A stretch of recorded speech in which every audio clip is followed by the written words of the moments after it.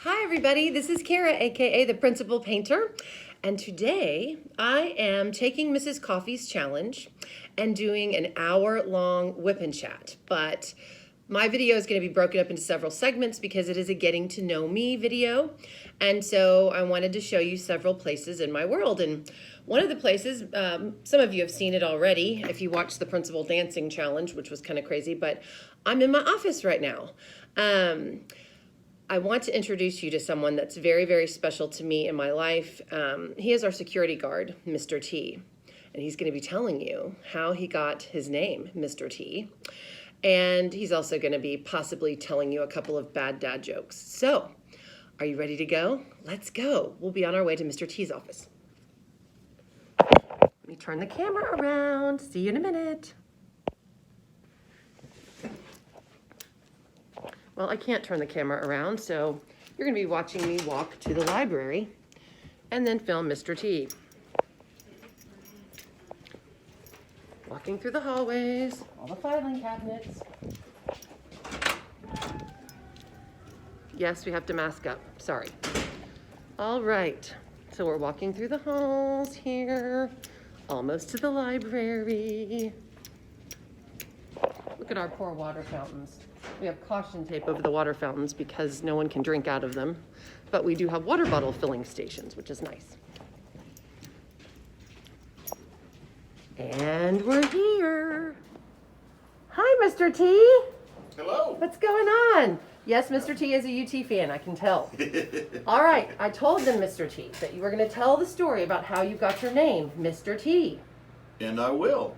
I started at Cinco Ranch High School in 2002 being a security guard. The students there were trying to be polite. They were trying to figure out whether my name was Mr. Travis or Mr. Tyler. They couldn't quite figure that out, so they just called me Mr. T. And it stuck. And it has stuck for 19 years. A really funny story about that, my wife and I were out to eat dinner one night, and I saw some former students, and we walked by the table, and they had said, Mr. T, Mr. T. They wanted to introduce me to their parents, so they did. They said, this is our security guard, Mr. T. And they said, this is his wife, Mrs. Mr. T. And that has stuck since then, and she has always been Mrs. Mr. T. And that's where the name Mr. T came from. All right. Now, I told them you're famous for bad dad jokes. Okay, bad joke. What do you call the security guards at Samsung? Guardians of the Galaxies. Have a great day. All right, bye. Thanks, Bye-bye. Mr. T.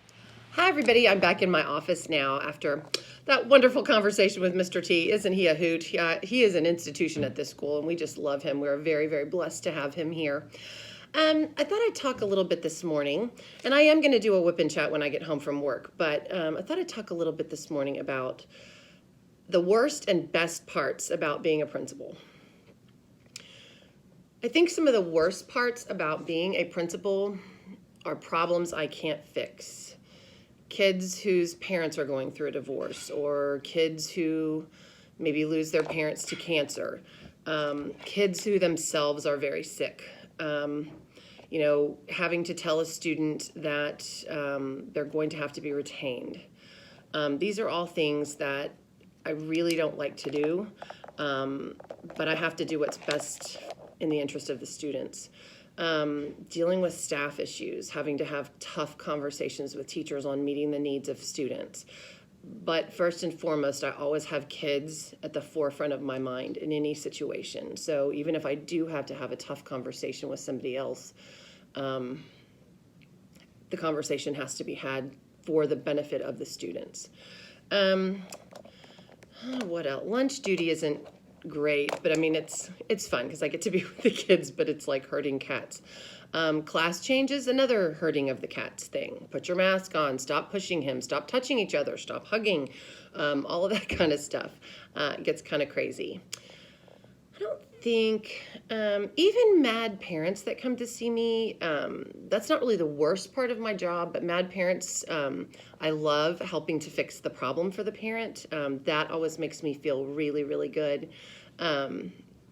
And again, when they leave my office and they have come in just steaming mad over something that's happened, and I can help them and I can help fix their problem, it makes me a very, very happy person.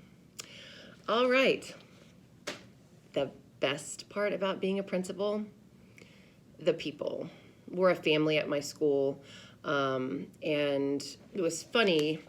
I have a basket that I keep. I have an old-fashioned desk over here. You can kind of see it. Hopefully you can. There it is. And the front of it opens up, and inside I have a basket in it. And in that basket, I keep notes and letters that I've gotten from students, from parents.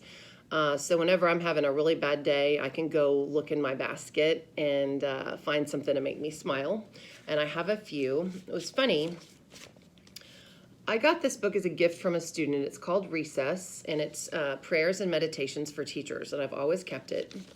And the note inside, this was way back in May of 1992 when I got this, so I've kept it ever since. It says, "To Miss Thomas," that's my maiden name, from Pam and her parents. "You've been the best part of 4th grade for all of us. Pam always smiled when she spoke of you. You have truly made learning fun. We are all thankful you have been her teacher." And that was May 1992. And one of the things, I found all these little bookmarks and stuff that kids have made. This one was really cute. I kept it. It says, "To Miss Fleming from Megan, for your very, very best books. You are my very, very best teacher." So I kept that. I thought that was cute. And inside is, I guess it's a poem or a sonnet of sorts, and I've always kept it, and I loved it. The first time I heard this, Goldie Hawn read it. It was on a variety show, and it's true. And, all kids are different, but here goes. Kids who are different. Here's to the kids who are different. The kids who don't always get A's. The kids whose ears are twice the size of their peers, or their noses that go on for days. Here's to the kids who are different, the kids who are just out of step, the kids they all tease who have cuts on their knees and whose sneakers are constantly wet. Here's to the kids who are different, the kids with a mischievous streak, for they have grown, as history has shown. It's their difference that makes them unique. And the author is Digby Wolfe, and I love that, and I found it inside of my little book.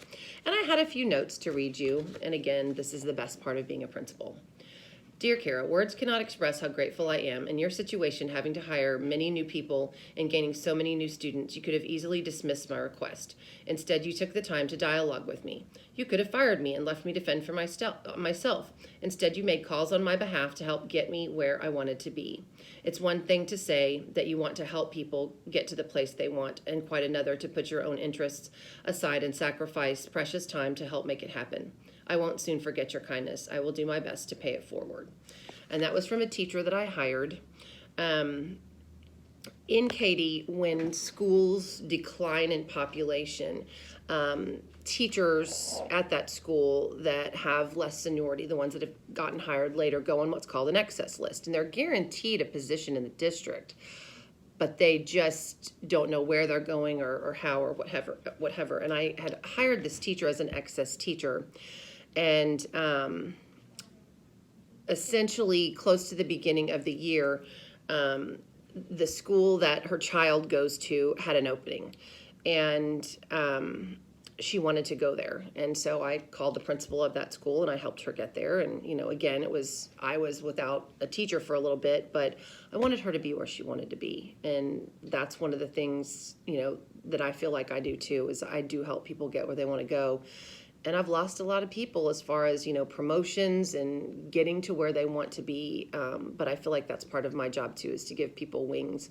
And I do try to do that on a daily basis. I have a couple of excellent teachers. One wants to be a librarian and the other wants to be an instructional coach. And I've been helping them to do that because, again, somebody helped me do that as a teacher as well. So I believe in that. All right, here's another note. Thank you so much for being so supportive during this difficult time. You show up with exactly what I need before I know I need it. Thank you for being so attentive to us and your Beck families. You have a servant's heart and the spirit needed to help people and get stronger. I am blessed to have you in my life. So that was really sweet. And then this was a note from a student. Dear Miss Daniels, thank you for being one of the best principals I've ever had. She's been in elementary and junior high. I'm one of 2 principals that she's had. Just saying. You make this school a better place with all you do. You are very nice and funny. This school would not be the same without you. Sincerely, Mia. So those are just some notes that I have. And again, I have a basket full, but obviously I wasn't going to spend the whole time reading to you. And then the next thing I'm going to tell you is a story. So at elementary, we had what's called we still have it, Teacher Appreciation Week. Well, at the elementary I was at, we had a teacher luncheon to kind of culminate the whole week. And so we always did crazy stuff, to entertain the teachers. Well, myself, my 2 APs, and my counselor, 4 of us, dressed up as Kiss one year. I don't think we ever topped this. This was awesome. So here's the Kiss picture. Yes, that is me on the microphone in the leather pants dancing around with the AC/DC shirt on. Our art teacher painted all of our faces. So there's, Gene Simmons, Paul Stanley, Ace Frehley. I can't remember all their names. But so, yeah, we all dressed up and we came in and sang, "I want to rock and roll all night." So, yeah, there's your crazy friend Kara out in front, just being a complete crazy person. So... All right, guys, I'm going to let you go. I hope that you enjoyed a little bit of fun at my school today and got to know me a little bit better through this segment. I will be doing my whip and chat this evening to finish out this video montage, but I wanted to give you a little bit of variety today, and so you didn't have to watch the same thing for an hour. All right, guys, I hope you enjoy the rest of your day, and I will see you. I'll probably be putting this video up tonight, so I hope everybody has a great Wednesday. Bye. Hi, everybody. I'm back. You guys are taking me down memory lane today. I found some things that I wanted to show you. Again, I'm still in my office, so this will be the last video clip for the day of me in my office. I'm on my lunch break right now, so it's all legal for me to be doing this. Some other things that make being a principal really fun. This was another teacher luncheon. It was when Lady Gaga had come out with the song Telephone. And so my counselor dressed up as Pink, my instructional coordinator dressed up as Fergie. I was Lady Gaga. I had a telephone hat on. I had telephone cords wrapped around my arms and legs. We had my assistant principal was Beyonce, and my other assistant principal was Gwen Stefani. So here is this picture of all of us. Sorry for the glare. Oh my gosh, we had so much fun, and we performed the telephone song. So yeah, I had my blonde wig on.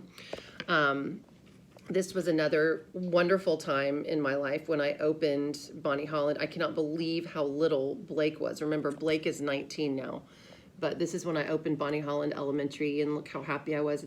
I cut the ribbon, and Blake's looking on, and then there's a picture of Blake and I, and then this picture is of Bonnie Holland herself. She still is working in our district. And this is Janine Phillips. She was my supervisor at the time, and me. So, yeah. And then that year, we also had an 80s dance. And so this is Bonnie Holland and I at the 80s dance. So that was a fun time. And I have themes every year at my schools. So, like, for example, this year is the Road to Success. But we did a Holland Rocks theme.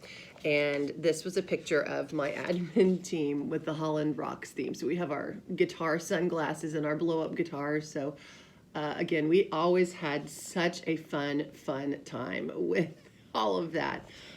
We don't dress up and have as many shenanigans as we did at the elementary, but, we do have some fun times.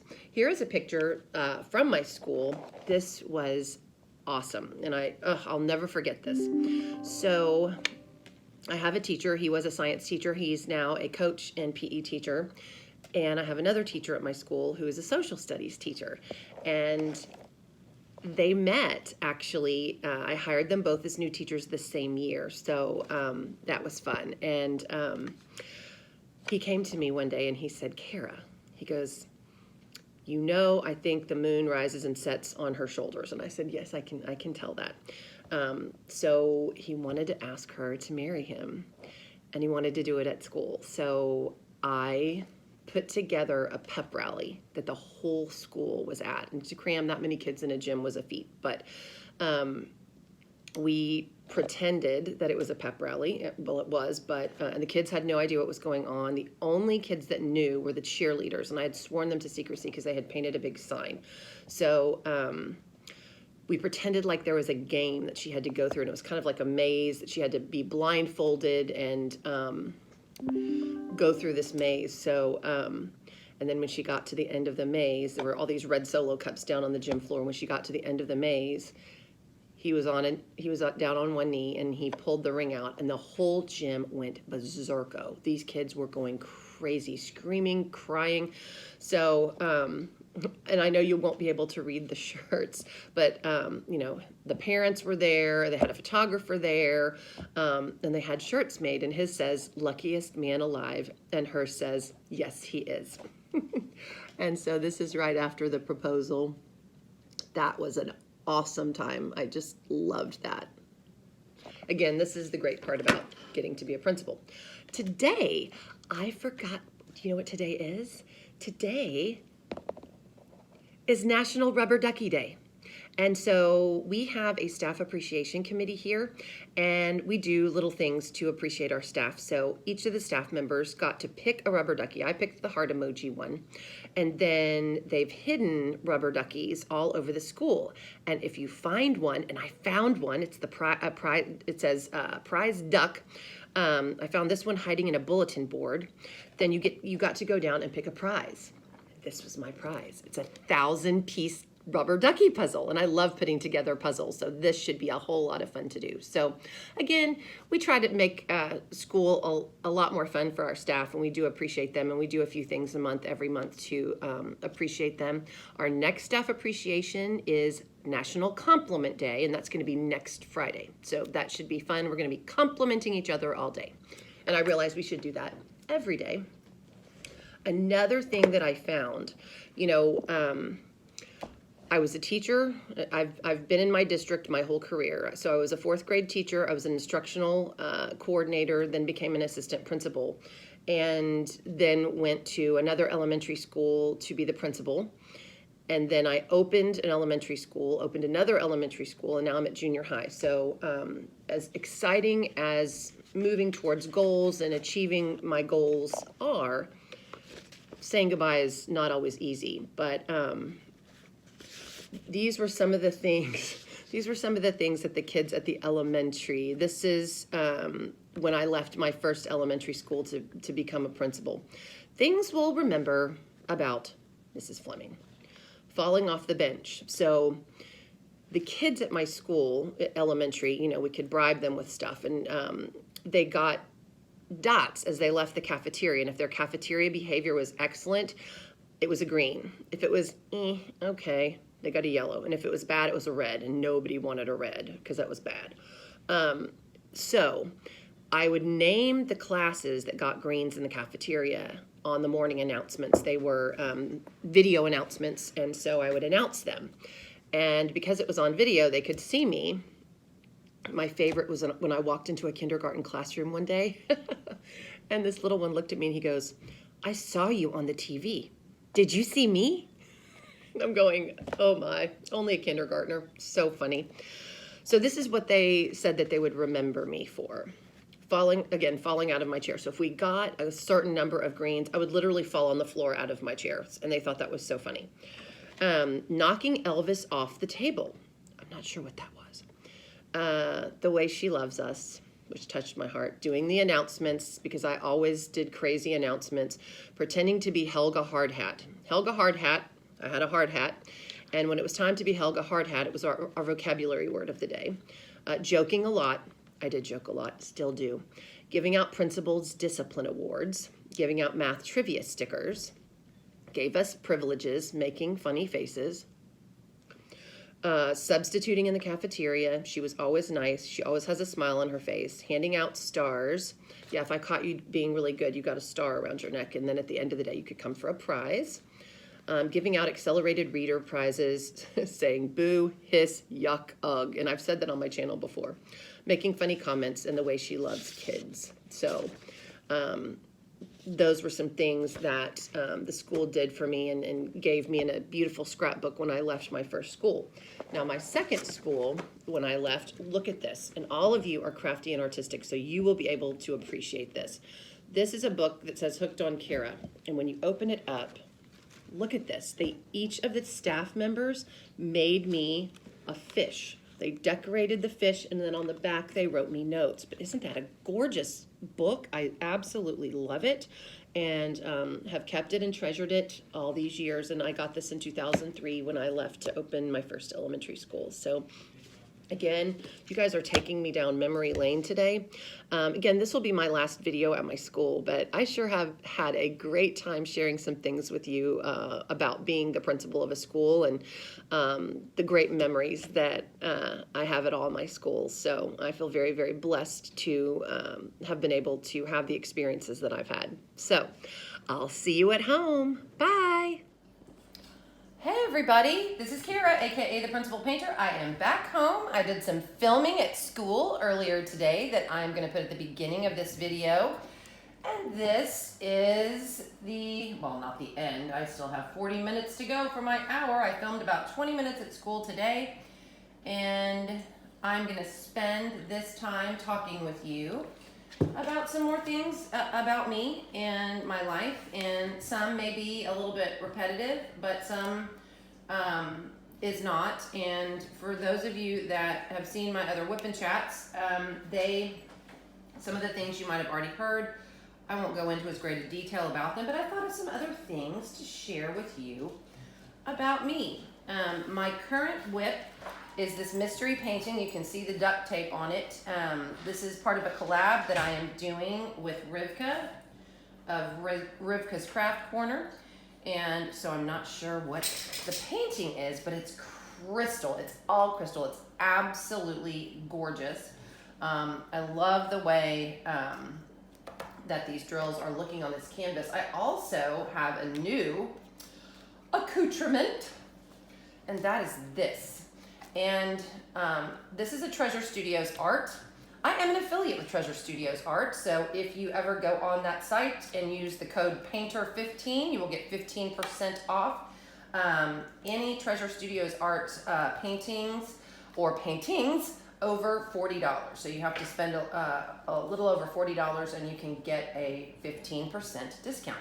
This bad boy is a container that I got, and I was going to unbox it on my channel, but I couldn't wait to use it because Treasure Studios Art does their drills in individual baggies. And so if you don't want to kit up, this is a great little tool for you to use from, again, Bella Art de Nicole. It is an Etsy shop. I do have her shop linked below.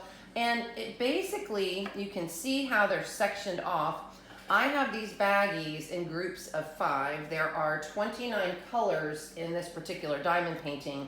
So I've just put the groups of 5 in each section, and they stand up, and you don't have to kit up. All you got to do is count them out and go. So I love this. Could not wait to use it.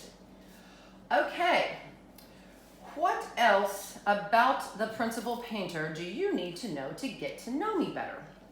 Well, as you all know, my father was military, so I grew up moving around a lot and spent time in Bangkok, Thailand, and that was really, really, it was instrumental in my life because I learned to appreciate differences in people. I learned to appreciate other cultures. I learned to, again, just appreciate differences in people.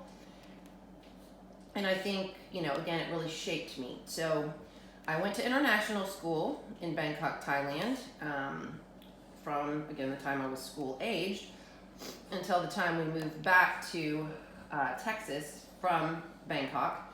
And that international school experience was, again, amazing. I had great teachers. I took Thai lessons. They had a Thai teacher that taught us Thai. And Thai is, kind of a difficult language to learn. It's a lot of inflections and a lot of just different ways to say things. I think I told the story about my mother going into the fabric shop because she was, you know, an avid quilter, seamstress, that sort of thing, and she was asking for a particular piece of fabric and ended up asking for a tiger, and they were all laughing at her. But I have fond memories of my time in Thailand, and even though I was very young, I remember lots of cool experiences there, and had just a wonderful time. And the best thing that came out of it was we adopted my sister. My sister's name is Malai, and a Malai is like a lei that they put on you in Hawaii. You know, when you get off the plane, they put the lei on you. Well, they're called Malais in Thailand, and so that is her name. And she now lives in Chicago. She has 2 kids, my niece and nephew, who are just absolutely precious, and her husband is a chef. And like I've said, whenever I go to Chicago, I gain 10 pounds because he cooks, and he is an amazing chef. And so that's always fun. But the funny part is, he really never wants to cook because, oh my gosh, I've got to get that light covered. He never wants to cook because that's what he does all day, you know. So when he comes home, he'd rather order out or make macaroni and cheese or something. But whenever I come, he cooks, and when I tell you he cooks, it's full on meals, full desserts. I mean, it's just crazy good. So that's always fun. I've spent a lot of time in Chicago, in the Chicago area. It's one of my favorite cities on the planet. It's beautiful. The architecture there is amazing. You know, done all the touristy things.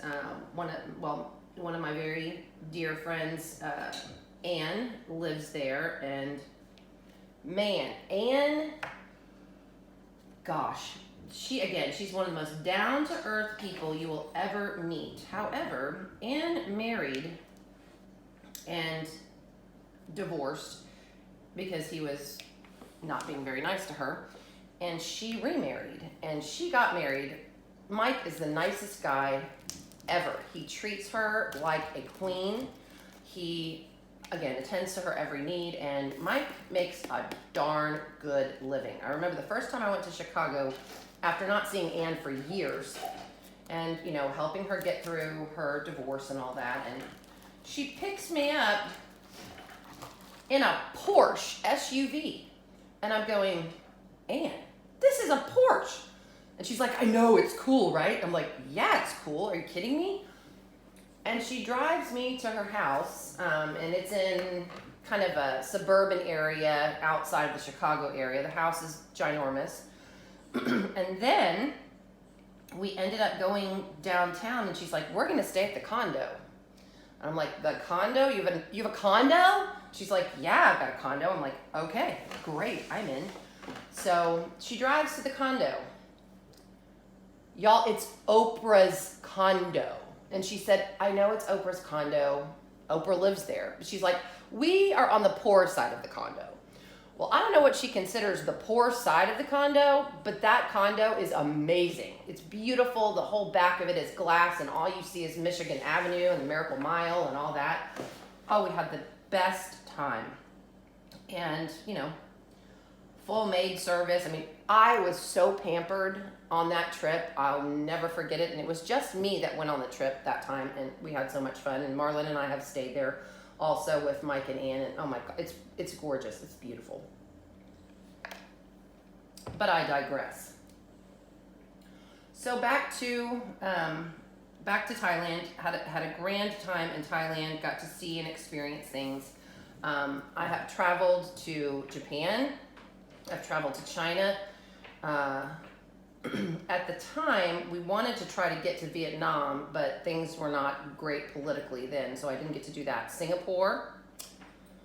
Where else did we go?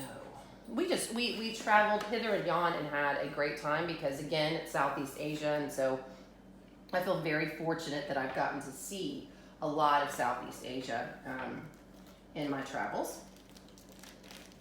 And I'm very fortunate that, you know, I had parents that, you know, wanted to travel and wanted to take me to experience different things. And I really had a very, very great childhood. Then we moved back to Texas from Thailand. And we had just adopted my sister. And again, my sister is Chinese Thai. And I'll never forget that day. I held her and held her and held her. She was 9 days old.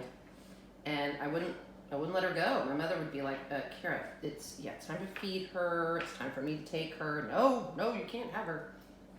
I was very possessive of her. She was just precious. And again, she has the most beautiful hair in the world.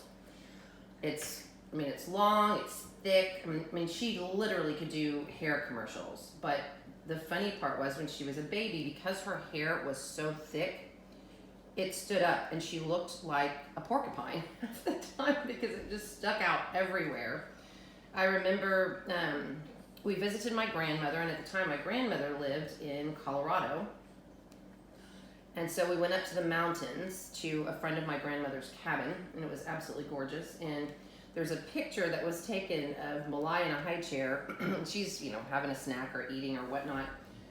Oh my gosh, the sunlight is shining behind her, and her hair is sticking up everywhere. It's so funny. It's one of my favorite pictures of her. It was so cute. I was like, oh my gosh, look at your hair standing on end. So we moved back to Texas from Thailand, and I went to elementary there. And it was so funny because I was talking the other day to a couple of teachers, and they were like, these kids are just misbehaving, and I'm trying to plan fun activities for them to do, and they're just not appreciating it. I said, I wish we had some SRA kits. And they're like, SRA? These were younger teachers. They were like, SRA kits? I'm like, they were horrible. I said, I remember doing them at elementary, and they were like these little booklets, and they were leveled. And I don't know what the teachers were doing while we were doing these SRA kits. Does anyone remember those? They were terrible. I mean, I was okay with them, but they were horrible. You essentially, oh wow, I messed that drill put down. They were horrible. Like, you read, answered questions, and then if you got enough right, you got to go to the next packet to do. And I'm thinking, that must have been the most boring thing I ever did, but I was okay doing it. I remember getting a report card from one of my teachers, and sorry if you're hearing jingling in the background, my bulldog is scratching. Bella, be a good girl. She has her collar on, and she doesn't like her collar. But yeah, SRA kits, just crazy. And then we had reading levels, and so, you had the bluebirds, the blackbirds, and the buzzards. And I was a great reader, so I was in the top reading group. I remember that, and we got to read harder stuff and be on different level books and all that. Bella, stop it! But school was really, really good for me. Loved my teachers. Again, my parents were PTA president. Very involved with my schooling. So I had a very, very fulfilling and great childhood with very, very involved parents. My mom made everything for PTA and for my classes and helped with the parties and all that kind of thing. So I was very fortunate that, my mom was involved. And I talked to parents about it. And I especially talked to my junior high parents about it because, the kids are acting like they don't want you there, but they really do want you there. I, of course, could not volunteer much, if at all, because, I was principal, and so I couldn't take off work for all of that. And I remember I got to do my youngest son's, what did they call it? They called it the name of his school and blast. And what it was before school starts, all of us do it. It's kind of like find your room, meet your teacher at elementary, and then we have Beck Bonanza. His school had a blast, and it's where the kids can go up and get their schedule, get their ID, and walk their schedule to kind of get a lay of the land of the school. And it's before school starts, and it's so fun. And we sell school supplies and help the kids get their schedules and help them walk it and that kind of thing. So I volunteered at that, and he could not believe it. He just couldn't believe that I was there, and he just ran up to me. I mean, I couldn't believe it. You know, here he's a junior high, and adults are the enemy at junior high. He ran up, hugged me. Mom, I didn't know you were doing this. And I said, well, I didn't tell you because I didn't know if I actually could, but I could, so here I am. He's like, this is so cool. I'm like, okay, honey, well, it's time to walk your schedule. Do you want me to? No, that's not cool. Do not walk my schedule with me. I will do that. Okay. So he walked his schedule, came back, and again, I had such a good time. But again, kids really do appreciate when you spend some time volunteering at their schools. It makes them feel special, I believe. So that was elementary. Then again, moved to Williamsburg, Virginia for junior high. And I had such a good time in junior high. You know, normally junior high years are kind of awkward and gawky and all that, but I tried everything. And my mom, I remember I told her in the 7th grade, I said, I'm going to try out for majorette. She's like, Carrie, you've never twirled a baton in your life. I said, I'm going to do it. And I practiced and I practiced and I practiced, and I made majorette. I did. My mom was like floored. And so we got to march in parades in Colonial Williamsburg, and I was a colonial dancer, like all of you know. That's why the Chuck Pinson picture was so important to me. I had a great time in junior high. That's where, again, the best teacher of my entire life was, and she was my 8th grade English teacher. She was actually my 7th grade English teacher as well. That's where I had my first boyfriend. Oh my gosh, I was so in love. And what was so funny is back then, and they call it going out now, but back in the day it was you were going together. I had many experiences going together with different boys, and these horribly romantic and awesome relationships would last about a week, and then we were done going together. And my father would always tease me and go, Kara, where are you going? Where are you going with this boy? Dad, that's not what that means. So he'd always tease me about going together. And Brad Stevens was like the cutest guy ever, and all the girls wanted to go with Brad. And I was of course the new girl in town, and so Brad was very interested in, you know, finding out about me, and we ended up going together. And, you know, I didn't make friends quick doing that because all the girls were like, well, you know, how does she rate? She just showed up on the scene. And again, our relationship lasted a good week before Brad started going with my then best friend, which it was funny. Nobody really cared. Like, I didn't really care. It was like, oh, okay, great, have fun. I'll find someone else to go with. And going together with a boy, all that entailed is you either waved to each other in the hallway, you might have passed a note. Remember those notes that we used to pass before texting and all that?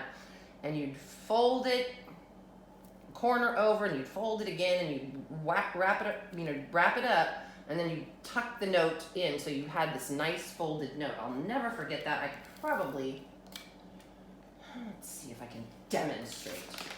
Okay, I'm going to do this with this. So you'd fold it over like this. I don't want to get fold it over like this. I do not want to get this inventory sheet on this canvas. I'm not doing it. Okay. Then you fold it up like this after you've written the note, right? Then, I can't believe I remember how to do this. You fold it back, and you have this little pocket. And you would take the note, and you'd either fold it and tuck it in like that. And I remember on this, you would write pull. And so that's the note we would pass, and they would pull, and the note would open, and there you go. So I remember that. How many of you remember that note folding technique? I do. That's so funny. Came back to me just like that. Imagine how many notes I passed for me to remember that fast. So I had fun in junior high. Then we moved back to Texas for high school, which broke my heart because I had to leave my then boyfriend, Randy. Oh my God, I thought I was gonna die. We were gonna get married. All the things that junior high kids think and don't realize. You've got a whole life ahead of you. But it was still tough because I had to leave all my friends. And by the time I got back to Texas, I'd gone to Texas from 2nd grade to 5th grade, and then had gone, to Virginia for junior high. But when I got back, everyone had changed. Everyone had formed their friendship groups and all of that. And again, I was once again the new kid. And so had to kind of reestablish myself. That's where I met. We are still friends to this day. Best friend in high school, Anne, and she's the one that is in Chicago. And we still, whenever I travel to Chicago and we get together, it's like nothing has changed between us. And that's how it's a real friendship. It's kind of like Brandy and I. She can basically predict what I'm going to say before I say it. So I treasure those friendships. And so met Anne. Anne and I met over a binator. What is a binator, Kara? Well, if you're married to an orthodontist or no orthodontist, it's an orthodontic device. On the top, it looks like a retainer. And on the bottom, it's a plastic piece. And essentially what it does is my bottom jaw was dropped back much further than my upper jaw, which gave me a terrible overbite. And so I had to wear this binator. And of course I was, we were dorky freshmen, and this just made it worse. But Anne and I both had them. And we went to the same orthodontist. And so essentially you have to talk like this because you can't move your teeth. So it was really awkward and gawky. And that was even before I had braces. And so I walked into this high school and I'm going, okay, I am the biggest dork ever. And then Anne was in one of my classes, and I said hi and she said hi. We were sitting together and I could tell something was up with her mouth too. And I'm like, Anne, do you got a Dr. Shuji? She's like, yeah. She goes, Kara, well, of course we weren't saying that, like that. It was, Anne, do you got a Dr. Shuji? And she said, yes, I do. Do you have a binator? And I'm like, yeah. It was the craziest, dorkiest conversation ever. But we ended up becoming dear friends, and we still are to this day. And I treasure that friendship. And again, we always talk about our dorky freshman year. And we tried out for drill team together, made the drill team. That is when my dance interest really started to hit. I was taking dance lessons and tried out for drill team. And that's where, again, another amazing teacher in my life came into play. She was my drill team director. I'll never forget trying out. I was so nervous. And when I tell you, Miss Baker was a little intimidating. She was intimidating. And the song that we tried out for drill team 2 was Only Time Will Tell by Asia. And because I was in the very last group that tried out, we got to the end of our tryout dance, and then we did a high kick routine, and we had to show our splits and all that kind of thing. And before Miss Baker said burn the record, because I don't know how many girls were trying out, she had to listen to that song over and over and over again throughout the entire tryout. She looked at me and she said, what is your name? And I said, Kira. And she said, those are the most beautiful high kicks I've ever seen. And I said, oh my gosh, thank you. So that carried over to me for when I do teacher observations, because they're so nervous for the observation, because again, it's part of their employment and all that. And they all do a fabulous job. And if they don't, it's you have to coach and you have to, share with them what you feel like they need to do. But for her to say that encouraging thing to me at the end of tryouts, I didn't know whether I made it or not, but I knew she liked my high kick. So I at least went home that night without going, okay, did I do everything wrong? What could I have improved on? That sort of thing. And I made it. And I was in drill team my entire high school career, except for my senior year. I failed chemistry, and there was no pass, no play, and so I had to take a freshman course my senior year, which is highly embarrassing, but I did. And again, it taught me about failure. I think, all kids need to learn about it and learn how to handle it, and my mother was instrumental in that as well. I've told that story. So, cool hangout places in high school. We had some really cool hangout places. Behind Kmart. That was a cool hangout place, behind Kmart. We would pull up in our cars, get out, and sit outside with the dumpsters and just hang out behind Kmart. I don't know why we thought that place was so great. McDonald's. McDonald's was another hangout place. The cool cats hung out at McDonald's sometimes.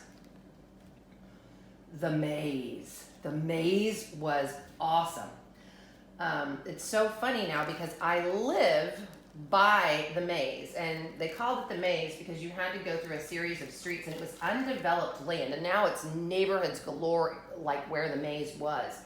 But it was just at the end of a dirt road. It was a field, and people called it the Maze because it was kind of hard to find, and you had to twist and turn your way into finding out where the Maze was, and to go to the Maze. So if you were really cool, you hung out at the Maze.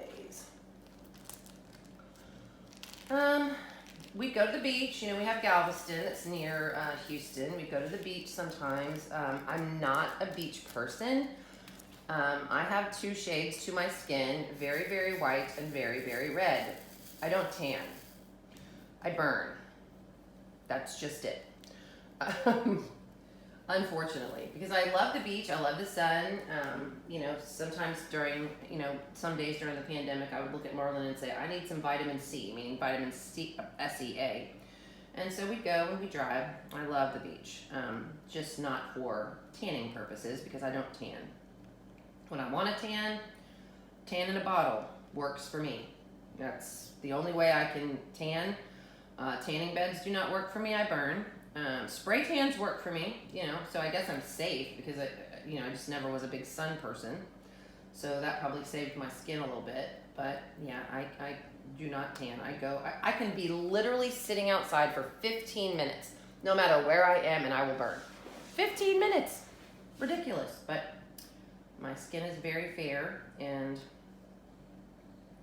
okay, y'all, I know this whip and chat is all over the place, but I'm just chatting it up. What else did we do? I talked about our New York trip for theater. That was fun. Went to Hawaii with the drill team.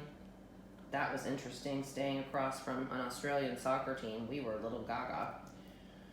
And then I went to college. And I haven't talked about my college experience much, so I'm going to go into that a little bit. I've got some notes here, sorry. Just want to make sure that I keep this, get this to an hour. So if I'm boring the heck out of you, I'm so sorry. Okay, so college.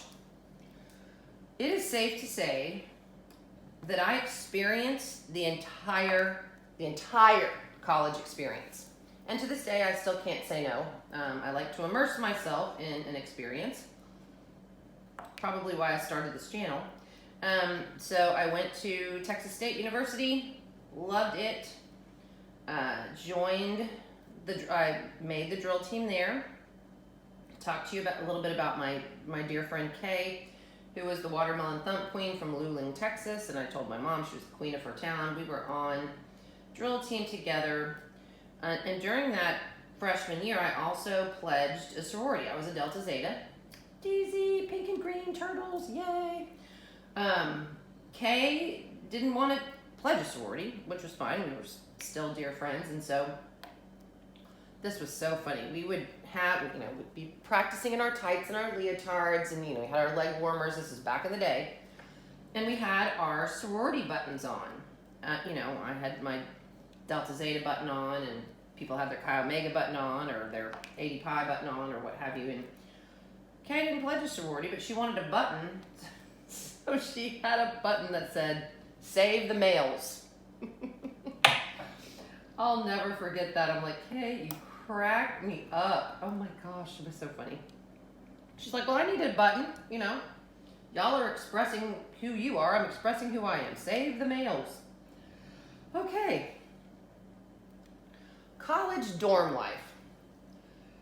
When I first got to Texas State University, they had absolutely overbooked the university. So they had people living in hotels. They had people just all over the place. And fortunately, I didn't have to do that, but I had a tough time deciding what college I wanted to go to, and finally decided. So I signed up for my dorm late, and so my dorm was at a place called Smith Hall. They didn't call it Smith Hall, they called it Smut Hall. It was terrible. Terrible. Old. Oh, it smelled funny. But I was there with my friend Christine. We had both pledged sorority. She was a Zeta, and I was a Delta Zeta. There was a cast of characters in that dorm. I just, wow. Our across the hall neighbors,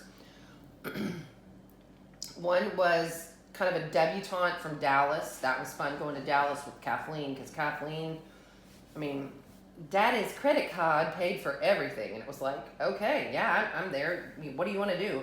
Oh, well, I need a manicure. Daddy's credit card will pay for that. I'm like, wow. Drove around in her dad's Cadillac, and her dad's Cadillac was that typical old school Cadillac with a big wheel well it was on the back or on the side. And and I thought this was really cool. She had a cell phone in the car, and it was back when cell phones were like holding a shoe up to the side of your head because they were so big. And we just made calls on it just to look cool while we were driving to Las Colinas to get manicures, pedicures, whatever Daddy's credit card was going to pay for. So that was fun. Then down the hall, there were two pot smokers, and smoke would come billowing out of their room at night all the time, and I'd be like, okay, something smells funny.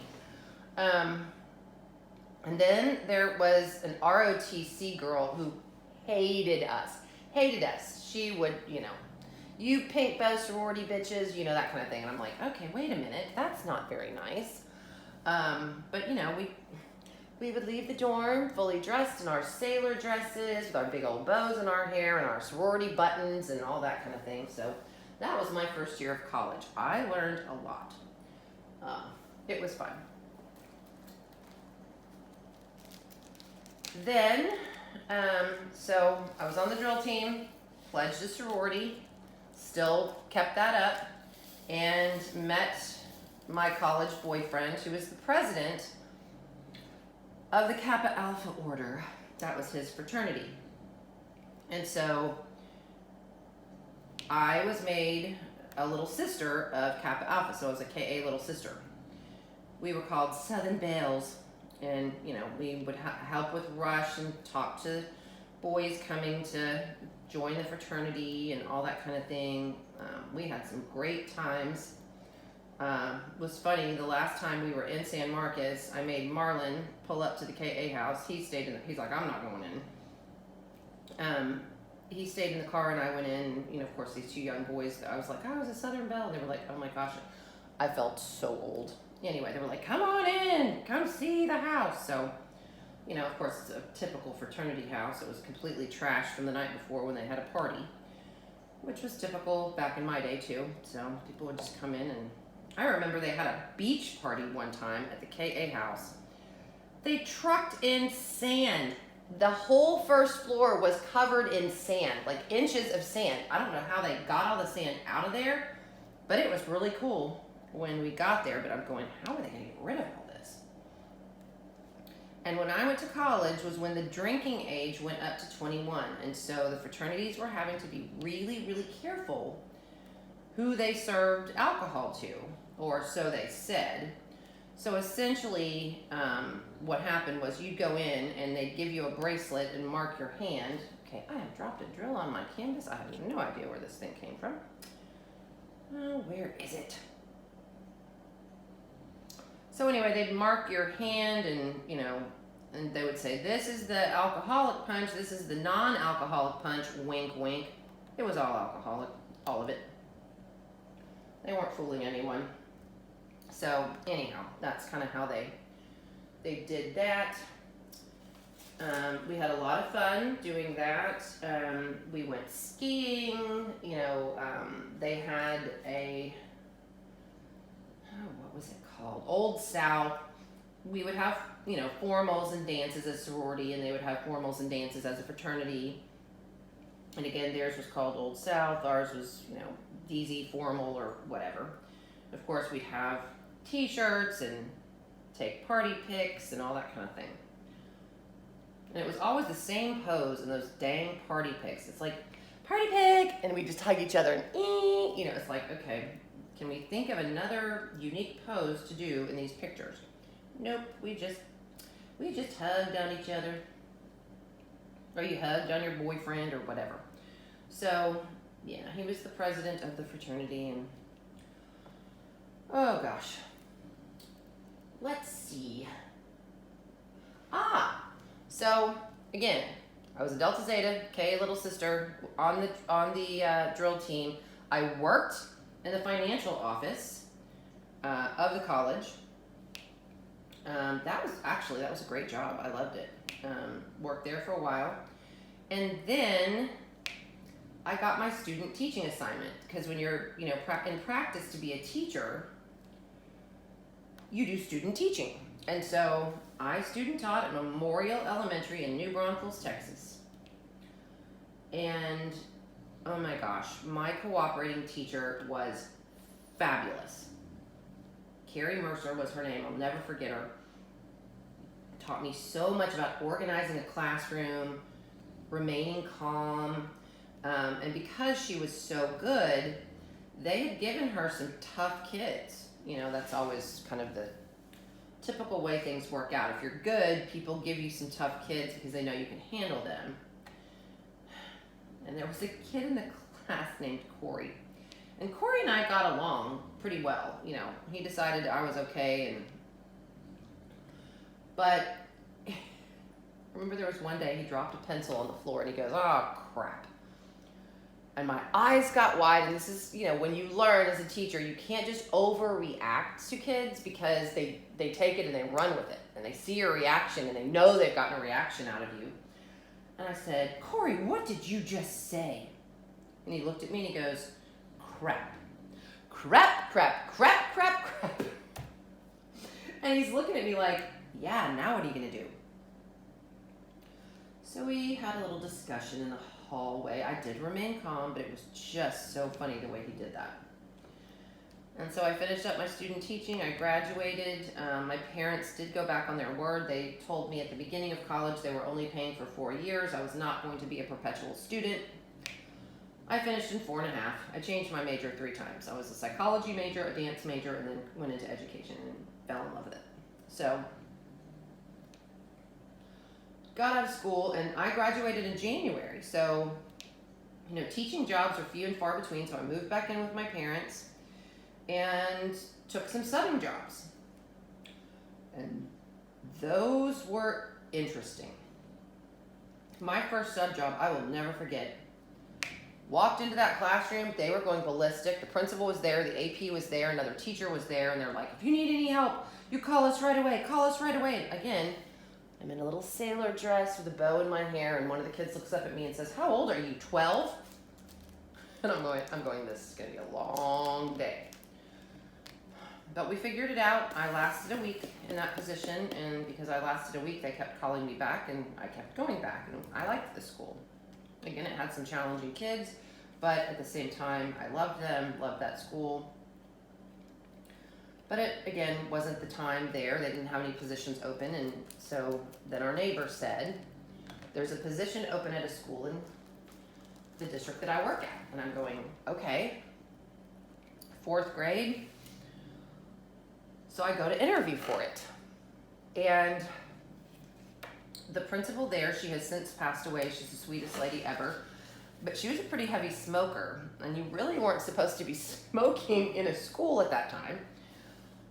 And I remember going in for the interview, and I don't think, the office lady showed me the way, and, I just waltzed in, and I don't think she expected me. She was smoking a cigarette, and she promptly drops the cigarette, I'm not kidding, in her desk drawer and shuts it. Doesn't put it out, nothing, just drops it and shuts the door. And I'm going, she is gonna burn her dadgum desk down. I interviewed, and I didn't even know what I said or anything, because all I was worried about was she's gonna burn her desk down. Or the school down, I don't know. But I got the job, it was a 4th grade job. And again, there were some characters in that class. I mean, they were on contracts that said I will not make animal noises in the middle of class. It was funny. And I had one of the most difficult students ever. But he and I got along. We got along fine, and the teacher before me had pretty much abandoned the job and essentially let the kids do whatever the heck they wanted to. And you would think that the kids would not like me there then, because they were able to run helter-skelter. He had no art paper because he let them draw all the time, and took them out 3 times a day for recess and all kinds of stuff. But they loved the structure. They loved it. And of course, I am a prize giver, so I'm like, okay, I'm looking for starburst behavior. And again, this is elementary. Well, they love starburst, so I just bought a bunch of starburst and said, okay, we're gonna line up now. I need starburst behavior, and if the whole line did it, the whole line got a starburst. I didn't believe in discriminating and picking 1 or 2. If everybody could do it, everybody got it. And they knew that. And that class became one of the most well-behaved, we would take them to what was called specials, which meant art, music, or PE, and that's when the teachers got their planning time. The specials teachers, like the second week I was there, were like, what are you doing to this class? They're so good now. Well, I told them, I said, if I get a bad report from a specials teacher, we got problems. Let's not do that. So they didn't. And, I would go in sometimes and win an Academy Award for acting and go, oh, Miss So-and-so, if you could please give me the name of 3 students in here that just did a beautiful job during your music class, I would like to reward them. And the kids were all, oh my gosh, she's gonna reward us. So anyhow, I loved my elementary teaching years, and I became an instructional coordinator at that building when Miss Winborn unfortunately passed away. My mentor now made me an instructional coordinator, and then I became the assistant principal of that school before moving on and becoming a principal at another school. So those were some fun years of, and the funny part was, I remember the very first day of school when I was an instructional coordinator. An instructional coordinator is essentially, you're an AP, but you don't have all the bad jobs. You don't have to observe the teachers. You don't have to, evaluate, that kind of thing. You're the hero. You get them the materials they need, the resources they need. You organize curriculum kinds of things, that sort of thing. So I loved that job. But I remember the first day of school as an instructional coordinator, and I'm sitting around, and I'm not in front of kids anymore. That stung. It really did. I missed those kids so badly. Because that was, the first day of school was the day you established everything with that class. And, I had my normal routine with my kids, and they were mine, and I didn't have any kids anymore. And I was so excited to have this new job, but so sad that I was not in front of kids. As time went on, though, I learned that you can impact larger groups of people on a larger scale, and you have to look at it that way. You're not only influencing kids, you're influencing teachers, you're influencing their instructional practices, that kind of thing. So I've loved being an administrator ever since. Wouldn't do anything else in the world. Love my kids. Again, junior high kids are very different. Sometimes you're the enemy. And sometimes, like today, I had a kid come up to me, and we give side hugs at junior high. We don't give full-on hugs because it's awkward. They came up and gave me a side hug and said, "I hope you have a great day, Mrs. Daniels." And I'm like, "Well, I hope you have a great day, too." And Marlon enters. How long have I been yammering on? Yeah. What? We got about 10 minutes. 10 minutes? That's it? Oh my gosh, I have so much more to talk about. Okay.